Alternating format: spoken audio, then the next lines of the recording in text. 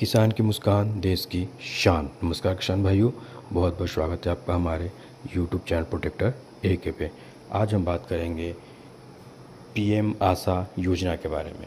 संकट के समय किसानों का असली सहारा PM आशा योजना, कैसे आपका मुनाफा बढ़ेगा, इस पर हम चर्चा करने वाले हैं। PM आशा योजना मौसम के उतार चढ़ाव और बाज़ार में अचानक गिरने वाले दामों के कारण हमारे देश के किसान भाइयों को अक्सर भारी नुकसान उठाना पड़ता है। फसल अच्छी होने के बावजूद सही कीमत न मिलने से कई बार लागत भी नहीं निकल पाती।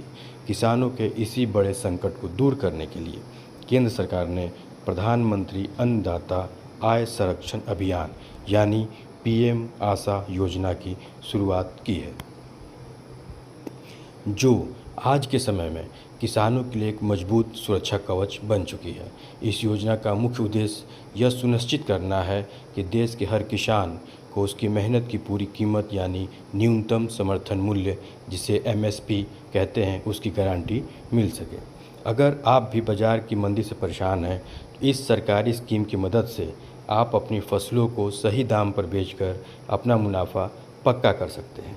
जान लीजिए इस योजना के बारे में पूरी जानकारी। कैसे किसानों के काम आती है PM आशा योजना। PM आशा योजना मुख्य रूप से 3 अलग अलग रणनीतियों पर काम करती है, जिससे किसानों को किसी भी हाल में नुकसान न हो। इसमें सबसे पहली है मूल्य समर्थन योजना PSS, जिसके तहत बाज़ार में दाम गिरने पर सरकारी एजेंसियां सीधे किसानों से दालें, तिलहन और खोपरा जैसी फसलें तय MSP पे खरीदती हैं। दूसरी है मूल्य न्यूनता भुगतान योजना, जिसमें किसानों को सीधे बाज़ार में फसल बेचने की छूट होती है और अगर बाज़ार भाव MSP से कम मिलता है तो बची हुई अंतर की राशि सीधे किसान के बैंक खाते में ट्रांसफ़र कर दी जाती है।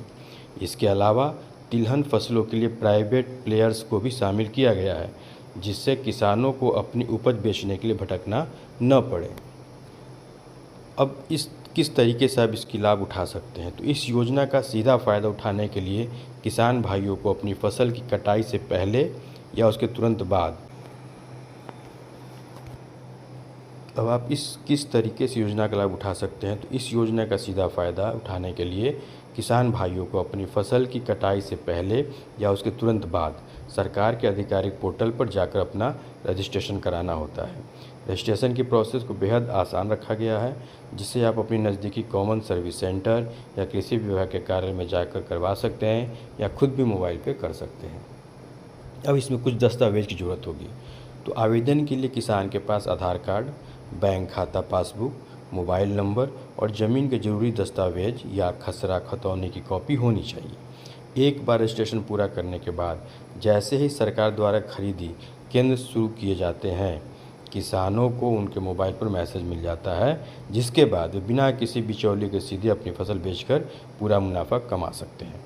तो ये था PM आशा योजना के बारे में आप लोगों को जानकारी। बहुत बहुत धन्यवाद। ऐसे ही बने रहिए और भी अधिक जानकारी के लिए।